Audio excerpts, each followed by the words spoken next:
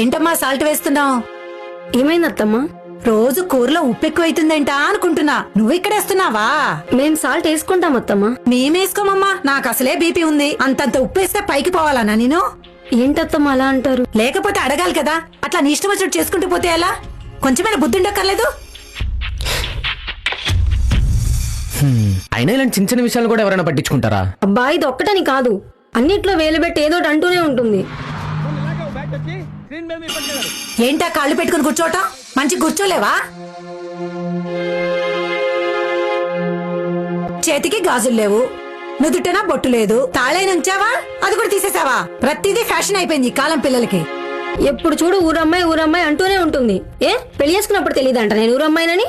అవన్నీ పట్టించుకోకే, ఇవన్నీ ఏ ఇంట్లో అయినా జరిగేవే. ఏంటి అది ఇంకా లోపటే ఉంటదంటనా?